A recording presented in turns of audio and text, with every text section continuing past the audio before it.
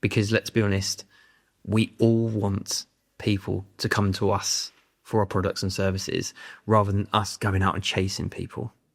We'll probably end up chasing people away rather than getting the business. So how do we go about that? It's by creating content.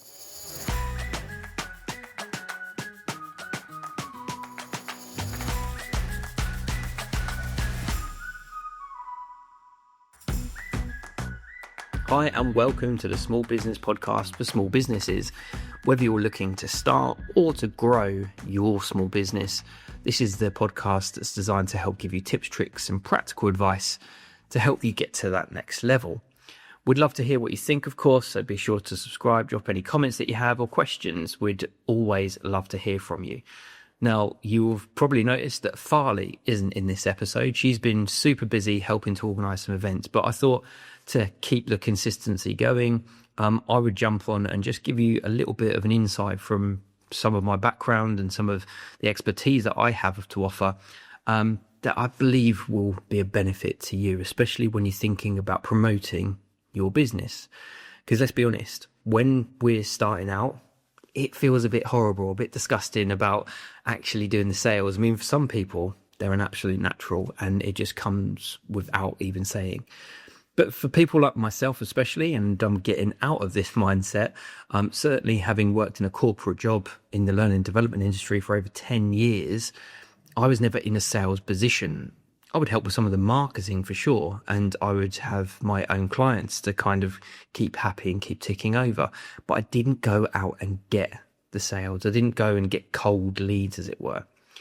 And that's the thing that I want to talk about to start with, is thinking about how do we turn people from cold leads or people who've got no relationship with us whatsoever, they don't even know who we are or what it is that we do, and turning them into people who are trusting what it is that we're saying, who are really excited about what it is that we're doing, that want to work with us, but also will suggest us to other people. And they would be considered a warm lead. Now, I've got a bit of a transferable piece of knowledge that will relate to this. So if you don't like the idea of cold and warm, let's think about it as pushed or pulled. Now, what do we mean when we're talking about being pushed or pulled? It's an interesting concept. When I was doing my training to become an assessor, we talked about how motivated some people were. Now, could you imagine having to get somebody who hated maths to sit down and to work on their math skills? Be difficult, right? They've got this bad relationship with maths. They've told themselves they're no good at it, and why should they even bother? Now, when I was in that scenario where I was having to teach maths to these kind of people, they needed it as part of their qualification. If they didn't achieve their maths, then they weren't going to get that qualification. But why are we talking about this? Well, basically, we're saying that the people that you have to push into something, those cold leads, are going to be more difficult. They're going to be more skeptical. They're not necessarily going to come running and booking phone calls or buying your products and services just like that. They're going to want a certain level of confidence built before they get to that buying stage. And how do they do that? And how do people and business owners like yourself do that most effectively? Well, that's showing up online. Now, you could do that in person. Of course you could. So we could go to networking events. We could talk to our local community. We could drop flyers. But a really effective way of doing this is actually to show up online. Now, why is that important? Again, if I'm going back to my days working in the further education industry, we used to create resources in a digital way. So I moved away from the assessing in the end and become more behind the scenes and orchestrating how we would deliver this content digitally. Now, the idea was that it would give us the opportunity to show up over and over and over again at a time that was suitable, knocked me coffee, at a time that was suitable for the people who were seeking that information. Now, also notice that I said the people that are seeking that information. So we're moving away from people who are being pushed into something and they've got that resistance, and it's going to be really tricky to get them to even listen to what it is that we have to say. And we're turning them into people who are intrigued, interested. They're invested in learning more. They are listening to every word we have to say and trying to absorb as much as possible.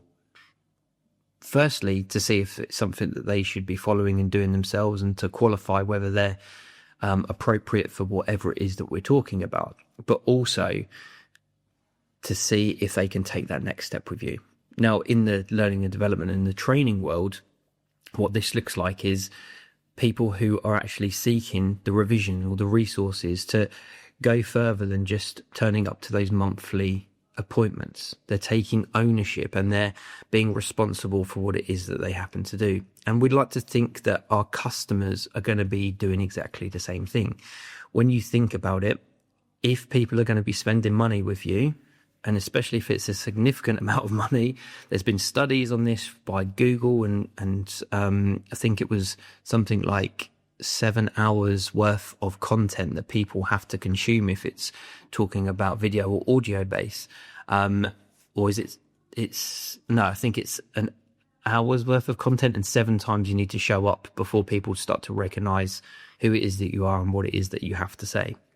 I'll put a link to the research in the show notes, but there's definitely some research and studies there that back up this kind of theory that to turn people from those cold or those pushed potential clients, we need to provide them with some information. Now, absolutely sitting down and having a chat would be amazing, and it would be super specialized and specific to whatever that person had to say. But how long do you have every day to sit down with a new client, to make that phone call, to have that discussion? Probably not that long. You want to be doing the do. You want to be earning the money for that product or service that you have to offer. So a shortcut or a bit of a cheat for doing this and to achieve that goal, where you've got people who are kind of coming to you because they want your specialist skill set, they want your expertise, and they want to be able to work with you to get the result that they're looking for. The way that we do this is we create content, and creating content sounds a little bit tricky and a little bit alien to most of us until we get into this world, of course, but effectively it's sitting down and recording something, talking directly to the person who happens to be listening. Now, a mistake that quite often people make is that they feel a bit like, I don't know what's going on. But if you think about this as a discussion that you're having with your potential audience, then it becomes a little bit easier. And if we think about it in the way that you're just giving a little snapshot or a little snippet of your skills, your expertise, you don't have to give everything away, of course, but if you give a little bit of an insight, you give people that chance to start to know you, start to like you, start to trust you. Now, when we talk about content in the round, I also relate this back into my training and learning and development days, where we used to think about something called learning styles. Now, it has been debunked a little bit in the learning and development industry, saying that everybody has different learning styles, but I like to think of these as learning preferences. And if we're translating this into the business world, it's our consumption preferences. How do we prefer to consume things? Now, for me, sitting down and reading a really long article or a book's worth of information is not my go-to. Can I do it? Yes.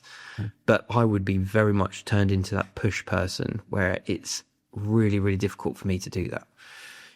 Never been formally assessed, but pretty sure I'm dyslexic. And that's just never been my go-to. I would never go, and you'd never find me tucked away and reading a book.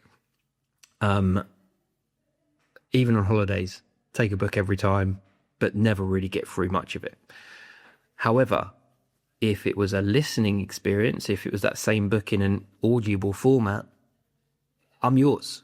I'm going to sit there and listen. Not only is it a better way for me to digest that information, but also I get that ability to actually listen to that person who's speaking. Now, equally, it goes the same for videos. Videos are arguably, the most competitive, or the most, not competitive. It's arguably the resource that will help you to gain that level of trust, but also to show people what it is that you're about. I've recently worked on some content for a client where they wanted to talk passionately about what it is that they did, because they felt that they needed a bit of an unfair advantage when people landed on their website to say, this is what I do and this is who I am.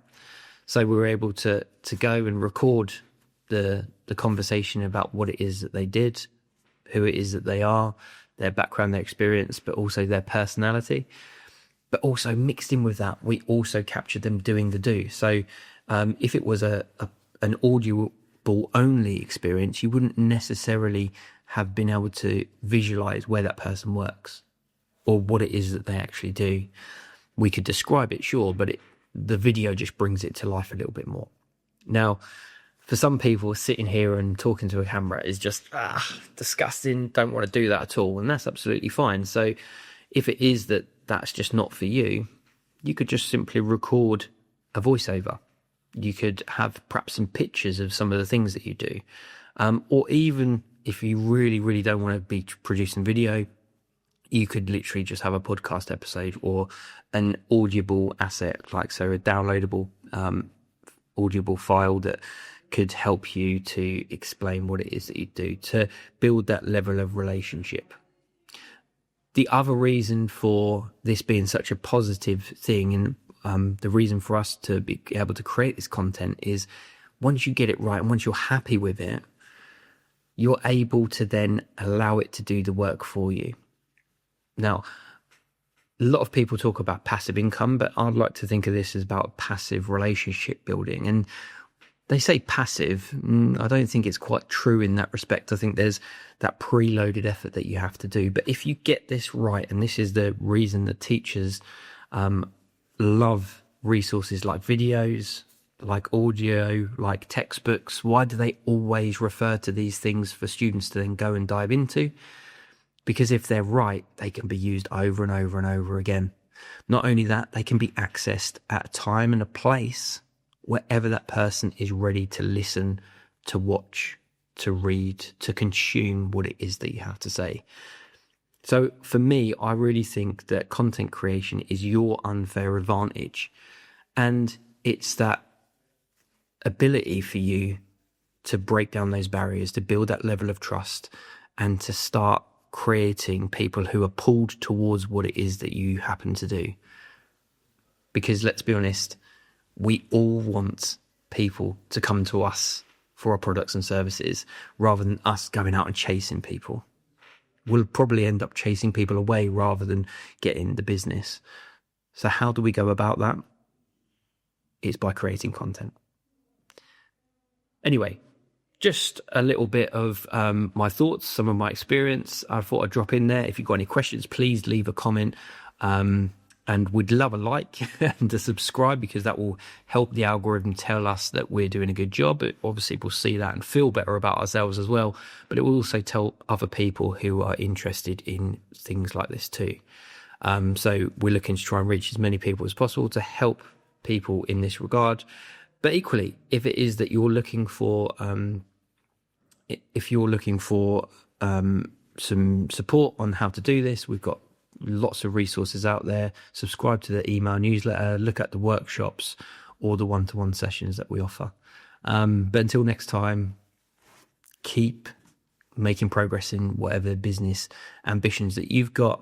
We look forward to hearing how you're getting on, and we'll catch you in a few.